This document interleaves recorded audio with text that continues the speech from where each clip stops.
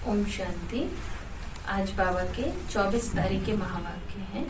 बाबा ने आज कहा, मीठे बच्चे सदा इसी खुशी में रहो कि हमने 84 का चक्र पूरा किया। अब जाते हैं अपने घर, बाकी थोड़े दिन यह कर्म भोग है। सदा इस खुशी और नशे में रहो कि अभी हमें अपने घर वापस लौटना है।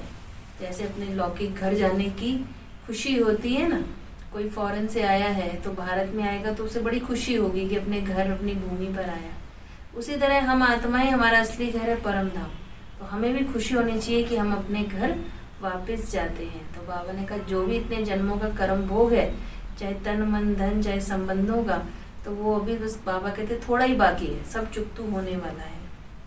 प्रश्न है, विकर्माजीत बनने वाले बच्चों को विकर्मों से बचने के लिए किस बात पर बहुत ध्यान देना है? बाबा ने कहा, जो सर्व विकर्मों की जड़ देह अभिमान है, उस देह अभिमान में कभी ना आए, यह ध्यान रखना है। इसके लिए बार बार देही अभिमानी बन बाप को याद करना है। अच्छे और बुरे का फल जरूर मिलता है, अंत में विवेक खाता है। लेकिन इस जन्म के पापों के बोझ को हल्का करने के लिए बाप को सच सच सुनाना है। ओम शांति। बड़े से बड़ी मंजिल है याद की। बहुतों को सिर्फ सुनने का शौक रहता है।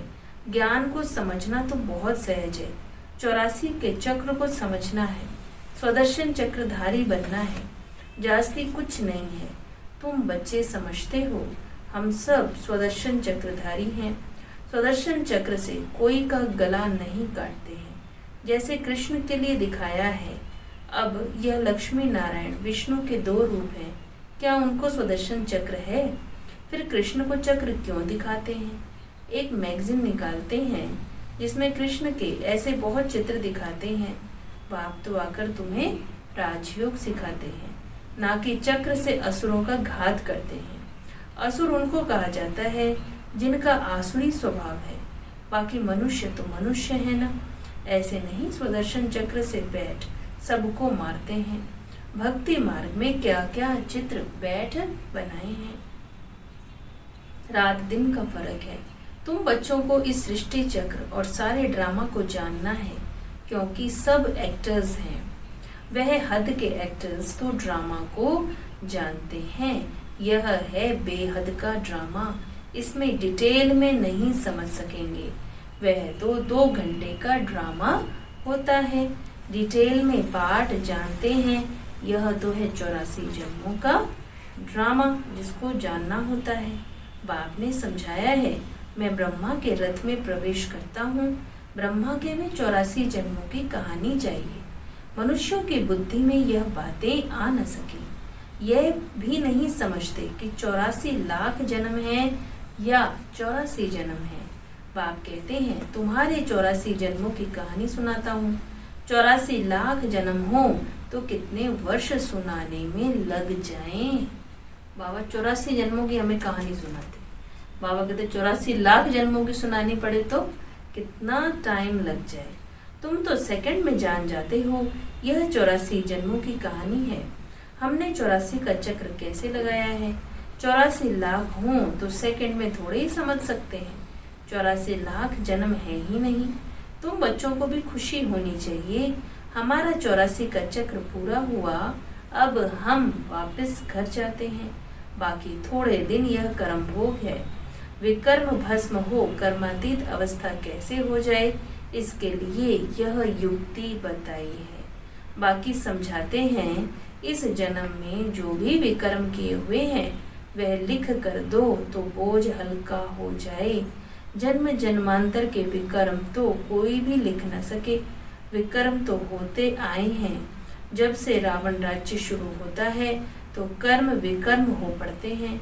सतयुग में कर्म अकर्म होते हैं। भगवान वाच्य, तुमको कर्म अकर्म विकर्म की गति समझाता हूँ। विकर्माजीत का संवत लक्ष्मी नारायण से शुरू होता है। सीढ़ी में बड़ा क्लियर है। शास्त्रों में कोई यह बातें नहीं है। सूर्यवंशी चंद्रवंशी का राज भी तुम बच्चों ने समझा है कि हम ही थे। विराट रूप का चित्र भी बहुत बनाते हैं, परंतु अर्थ कुछ भी नहीं समझते। पाप बगैर कोई समझा नहीं सकते। इस ब्रह्मा के ऊपर भी कोई है ना जिसने सिखाया होगा। अगर कोई गुरु ने सिखाया होता तो उस गुरु का सिर्फ एक शिष्य तो नहीं हो सकता। बाप कहते हैं, बच्चे तुम्हें पतित से पावन, पावन से पतित बनना ही है। यह भी ड्रामा में नूंद है। अनेक बार यह चक्र पास किया है, पास करते ही रहेंगे। तुम हो ऑलराउंडर पाठधारी, आदि से अंत तक पाठ और कोई का है नहीं। तुमको ही बाप समझाते हैं, फिर तुम यह भी समझते हो कि दूसरे धर्म वाले फलाने फलाने समय पर आते हैं। तुम्हारा तो ऑलराउंड पाठ है। क्रिश्चियंस के लिए तो नहीं कहेंगे कि सतयुग में थे, बाकी धर्म की आत्माएं तो सब अपने अपने समय पर ही आती हैं। वह तो द्वापर के भी बीच में आते हैं। यह नॉलेज तुम बच्चों की ही बुद्धि में है। किसको समझा भी सकते हो। दूसरा कोई सृष्टि के आदि मध्य अंत को नहीं जानते, रचयिता को ही नहीं जानते, तो रचना को कैसे जानेंगे। बाबा ने समझाया है, जो राइटियस बातें हैं वह छपाकर एरोप्लेन से सब जगह गिरानी है। वह पॉइंट्स अथवा टॉपिक्स बैठ लिखनी चाहिए। बच्चे कहते हैं काम नहीं है। बाबा कहते हैं यह सर्विस तो बहुत है। यहाँ एकांत में बैठ यह काम करो। जो भी बड़ी बड़ी संस्थाएं हैं, गीता पाठशालाएं आदि हैं, उन सब को जगाना है, सबको संदेश देना है। यह पुरुषोत्तम संगम युग है। जो समझदार होंगे वह झट समझेंगे। जरूर संगम युग पर ही नई दुनिया की स्थापना और पुरानी दुनिया का विनाश होता है। सतयुग में पुरुषोत्तम मनुष्य होते हैं।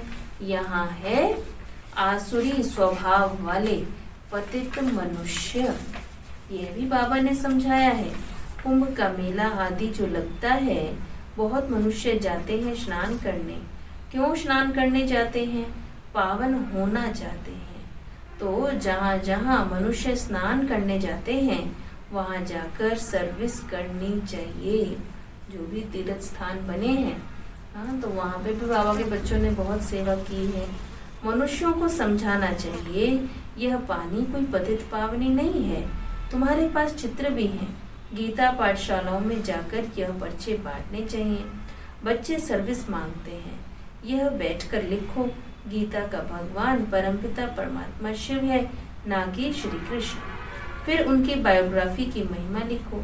शिव बाबा की बायोग्राफी लिखो। फिर आप ही वह जज करेंगे। यह पॉइंट्स भी लिखनी है कि पतित पावन कौन है। फिर शिव और शंकर का भेद भी दिखाना है। शिव अलग है, शंकर अलग है। यह भी बाबा ने समझाया है। कल्प 5000 वर्ष का है। मनुष्य 84 जन्म लेते, ना कि 84 लाख। यह मुख्य मुख्य बातें शॉर्ट में लिखनी चाहिए। जो एरोप्लेन से भी गिरा सकते हैं, समझा भी सकते हैं। यह जैसे गोला है, इसमें क्लियर है फलाने फलाने धर्म वाले फलाने समय पर स्थापन होते हैं, तो यह गोला भी होना चाहिए। इसलिए मुख्य 12 चित्रों के कैलेंडर्स भी छपवा सकते हैं, जिसमें सारा ज्ञान आ जाता है और सर्विस भी सहज हो सकती है। यह चित्र बिल्कुल जरूरी है। कौन से चित्र बनाने हैं, क्या क्या पॉइंट्स लिखनी चाहिए, वह बैठ लिखो। तुम गुप्त वेश में इस पुरानी दुनिया का परिवर्तन कर रहे हो। अननोन वॉरियर्स हो, तुमको कोई भी नहीं जानते। बाबा भी गुप्त, नॉलेज पे गुप्त। इनका कोई शास्त्र आदि बनता नहीं। और धर्म स्थापक के बाइबल आदि छपते हैं, जो पढ़ते आते हैं, हर एक के छपते हैं। तुम्हारा फिर भक्ति मार्ग में छपता है। अभी नहीं छपना है, क्योंकि अभी तो यह शास्त्र आदि सब खत्म हो जाने हैं। अभी तुमको बुद्धि में सिर्फ याद करना है। बाप के पास भी बुद्धि में ज्ञान है। कोई शास्त्र आदि थोड़े ही पढ़ते हैं। वह तो नॉलेजफुल है। नॉलेजफुल का अर्थ फिर मनुष्य समझते हैं, सबके दिलों को जानने वाला। नॉलेजफुल अर्थात सोचते हैं कि परमात्मा तो जानी जानहार है। बाबा कहते मैं कोई बैठकर तुम्हारे एक एक थॉट्स को थोड़ी ना पढ़ूंगा, मैं कोई थॉट रीडर तो नहीं हूँ। नॉलेजफुल अर्थात जो आदि मध्य अंत इस सृष्टि का ज्ञान देते हैं। भगवान देखते हैं तब तो कर्मों का फल देते हैं। बाप कहते हैं यह ड्रामा में नोंद है। ड्रामा में जो भी कर्म करते हैं तो उनकी सजा होती है। अच्छे व बुरे कर्मों का फल मिलता है, उसकी लिखत तो कोई है नहीं। मनुष्य समझ सकते हैं जरूर कर्मों का फल दूसरे जन्म में मिलता है। अंत घड़ी विवेक फिर बहुत खाता है। हमने यह पाप किए सब याद आता है। जैसा कर्म वैसा जन्म मिलेगा। अभी तुम विकर्माजीत बनते हो तो कोई भी ऐसा विकर्म नहीं करना चाहिए। बड़े से बड़ा विकर्म है देह अभिमानी बनना। बाबा बार बार कहते हैं देही अभिमानी बन बाप को याद करो। पवित्र तो रहना ही है। सबसे बड़ा पाप है काम कटारी चलाना। यही आदि मध्यंत दुख देने वाला है। इसलिए सन्यासी भी कहते हैं यह काग विष्ठा समान सुख है। वहाँ दुख का नाम नहीं होता, यहाँ दुख ही दुख है। इसलिए सन्यासियों को वैराग्य आता है, परंतु वह जंगल में चले जाते हैं। उन्हों का है हद का वैराग्य, तुम्हारा है बेहद का वैराग्य। यह दुनिया ही छीछी है। सब कहते हैं बाबा आकर हमारे दुख हरकर सुख दो। बाप ही दुख हरता सुख करता है। तुम बच्चे ही समझते हो कि नई दुनिया में इन देवताओं का राज्य था। वहाँ किसी भी प्रकार का दुख नहीं था। जब कोई शरीर छोड़ता है तो मनुष्य कहते हैं स्वर्गवासी हुआ, परंतु यह थोड़ी समझते कि हम नरक में हैं। जिसने शरीर छोड़ा वो स्वर्गवासी हुआ तो निश्चित हुआ कि स्वयं नरकवासी हैं। हम जब मरें तब स्वर्ग में जाएं, परंतु वह भी स्वर्ग में गया, वह यहाँ नरक में आया। कुछ भी समझते नहीं। तुम बच्चे 3 बाप का राज भी सबको समझा सकते हो। 2 बाप तो सब समझते हैं, लौकिक और पारलौकिक। और यह अलौकिक प्रजापिता ब्रह्मा फिर है यहाँ संगम युग पर। ब्राह्मण भी चाहिए ना। वह ब्राह्मण कोई ब्रह्मा के मुख वंशावली थोड़ी है। जानते हैं ब्रह्मा था, इसलिए ब्राह्मण देवी देवता नमः कहते हैं। यह नहीं जानते कि किसको कहते हैं, कौन से ब्राह्मण हैं। ब्राह्मण देवी देवताएं नमः। तो वो कौन से ब्राह्मण हैं जो श्रेष्ठ हैं? तो वो है मुखवंशावली ब्राह्मण। तुम हो पुरुषोत्तम संगम युगी ब्राह्मण, वह है कलयुगी। यह है पुरुषोत्तम संगम युग। जब तुम मनुष्य से देवता बनते हो, देवी देवता धर्म की स्थापना हो रही है, तो बच्चों को सब पॉइंट्स धारण करनी है और फिर सर्विस करनी है। पूजा करने व श्राद्ध खाने पर ब्राह्मण लोग आते हैं, उनसे भी तुम चिट-चैट कर सकते हो, तुमको सच्चा ब्राह्मण बना सकते हैं। अभी भादों का मास आता है, सभी पितरों को खिलाते हैं। वह भी युक्ति से करना चाहिए, नहीं तो कहेंगे ब्रह्मा कुमारियों के पास जाकर सब कुछ छोड़ दिया। ऐसा कुछ नहीं करना जिसमें नाराज हो। परिवार वालों को खुश करने के लिए मर्यादाओं का उल्लंघन करना ये भी गलत है, लेकिन अपनी श्रीमत प्रमाण तो चलना है, लेकिन फिर भी परिवार वालों का डिसरिगार्ड भी नहीं करना है। युक्ति से तुम ज्ञान दे सकते हो। जरूर ब्राह्मण लोग आएंगे तब तो ज्ञान देंगे ना। इस मास में तुम ब्राह्मणों की बहुत सर्विस कर सकते हो। तुम ब्राह्मण तो प्रजापिता ब्रह्मा की औलाद हो। बताओ ब्राह्मण धर्म किसने स्थापन किया? तुम उन्हों का भी कल्याण कर सकते हो घर बैठे। जैसे अमरनाथ की यात्रा पर जाते हैं तो वे सिर्फ लिखत से इतना नहीं समझेंगे, वहाँ बैठ समझाना चाहिए। हम तुमको सच्ची अमरनाथ की कथा सुनाएं। अमरनाथ तो एक को ही कहा जाता है। अमरनाथ अर्थात जो अमरपुरी स्थापन करे, वह है सतयुग। ऐसे सर्विस करनी पड़े, वहाँ पैदल जाना पड़ता है। जो अच्छे अच्छे बड़े बड़े आदमी हों उनको जाकर समझाना चाहिए। सन्यासियों को भी तुम ज्ञान दे सकते हो। तुम सारी सृष्टि के कल्याणकारी हो। श्रीमत पर हम विश्व का कल्याण कर रहे हैं। बुद्धि में यह नशा रहना चाहिए।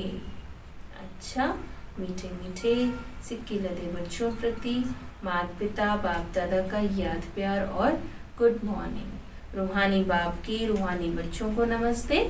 हम रूहानी बच्चों की रूहानी बाप दादा को याद प्यार, गुड मॉर्निंग, नमस्ते नमस्ते नमस्ते जी। धारणा के लिए मुख्य सार है, जब एकांत व फुर्सत मिलती है तो ज्ञान की अच्छी अच्छी पॉइंट्स पर विचार सागर मंथन कर लिखना है।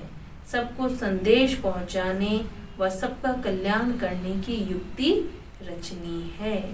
विकर्मों से बचने के लिए देही अभिमानी बन बाप को याद करना है।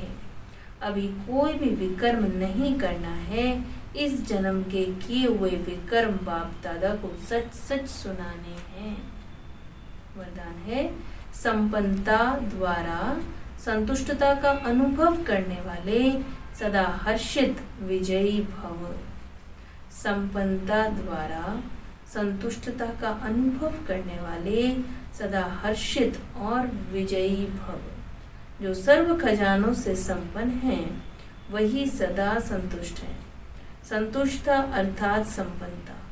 जैसे बाप संपन्न है इसलिए महिमा में सागर शब्द कहते हैं, ऐसे आप बच्चे भी मास्टर सागर अर्थात संपन्न बनो तो सदा खुशी में नाचते रहेंगे।